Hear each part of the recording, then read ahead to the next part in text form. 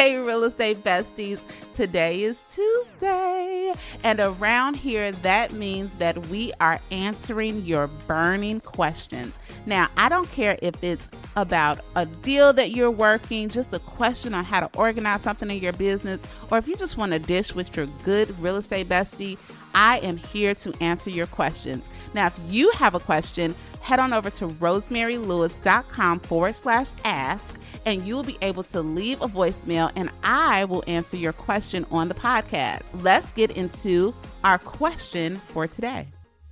Hey, besties. Okay, today's question comes from Lynn in Indiana.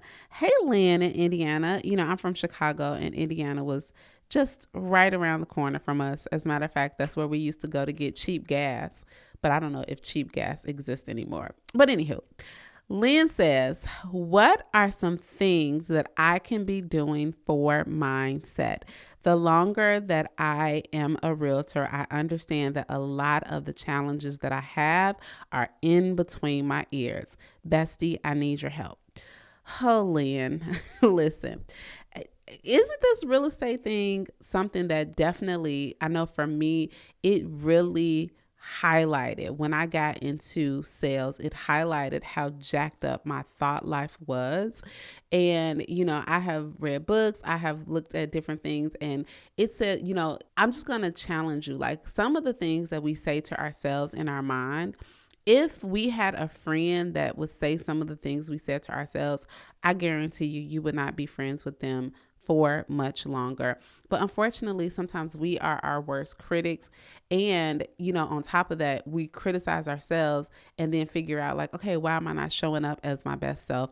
Because a lot of times we're so hard. And I truly, truly believe one of the most important workouts that you can do every day is just something to, I don't even want to say challenge you mentally, but grow you mentally. How do you really grow your mindset? So I think that everyone will have a different approach to this. I am going to just share with you some things that I did starting out and some things that I continue to do.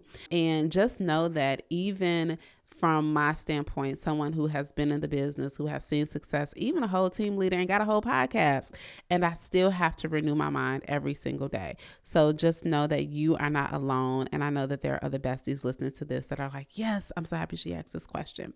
So the very first thing that I want to tell you, Lynn, is that for me, you know, one of the best gifts that real estate gave me was that it gave me a schedule where I now did, you know, I got to set when I started my day. And in setting when I started my day, I was able to prioritize quiet time with the Lord. I will scream from the mountaintops, right? That ain't no book, there isn't, well, the Bible, but there isn't a book, there isn't a sermon, there isn't a motivational speaker. There isn't anything that will replace what you will get in terms of understanding who you are from when you understand whose you are. So having a set time in my schedule every day where I meet with God, right? And I'm gonna tell you, like when I first started this process of meeting with God, I didn't even consider it to be mindset stuff. I just thought that this is what I was supposed to do. But in meeting with God and getting to know him, I start to understand that everything that I want to do, even things that I don't want to do, however it is, like I have to be fully dependent on him and I have to understand who he is. And I've said it before and I'll say it again, is that the more that I get to understand the creator who is God, the more that I tap into his creation who is me. And there are so many things in my life that I have felt unqualified for. And quite honestly, I have been unqualified for.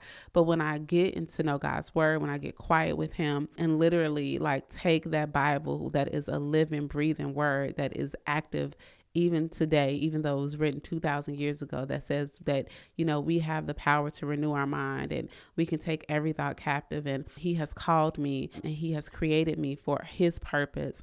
The more that I believe that, the more that I feed myself that is the very first thing that I'm going to say to do for mindset. So if you don't know Jesus, okay, go ahead, email me. We can talk about Jesus all day long, but that is going to be the very first thing that I tell you for mindset. Then as it relates to business, y'all, My first year in real estate, and I still go back to this all the time, there is a speech called Just Do It by Art Williams. And I found myself to be so timid in business because I lacked confidence. And guess what? I should have lacked confidence because this was something brand new. I know that sometimes you have people that just come out the womb and they're extremely confident in everything that they're doing, but that just wasn't my testimony. And instead of me being down on myself, that I wasn't automatically confident, I needed to find ways to build my confidence and to encourage me to just get out of my own way. And this Just Do It speech by Art Williams, y'all, I think it was from like 1980 something. It's the worst video, not the best audio. But when I tell you that Uncle Art got me right every single day, and I watched that video every single day. So that was something that was a game changer for me. And for me, it was the Art Williams video. Like my husband, he did Eric Thomas for a while. Like get out here and listen. Like, I guess my point is be intentional about feeding yourself something every day that is in alignment with who you desire to be and who you're becoming. Because unfortunately, we want to change our mindset, but everything that we are ingesting, whether it's social media, whether it's TV we're watching, whether, it's all negativity. And then we wonder why we can't show up for the life that we are being called to live. Okay, then the next thing that I'm going to encourage you to do, and this is like piggybacking off of what I just said, is like literally take inventory of like what subliminal message and direct messaging that you are exposing yourself to. So something as simple as deciding that when you are commuting from point A to point B, instead of listening to a song that is not feeding you at all, maybe you're going to listen to a podcast, right? Maybe you're going to listen to an Audible book. Maybe you're going to intentionally choose things in these down moments, in these, like I literally would take, my car would become a classroom. So, sometimes that was listening to things that would help me grow in business. But most times, 94% of the time, I would be listening to things that would help me grow as an individual in my commute times, when I'm getting in the shower, like when I'm cooking breakfast, things like that, just to remind me. So this whole mindset deal though, this is the last thing I'm gonna say. It's not a hit it and quit it, right? It is not okay, I'm going to do some mindset work one day and then I'm going to be wonderful after that. No, this is a continual lifestyle, right? So just like every single day, we have to drink water to hydrate our bodies. And then if we don't drink water and then you go outside in this raggedy Texas heat, you will be dehydrated and you will have serious implications behind that.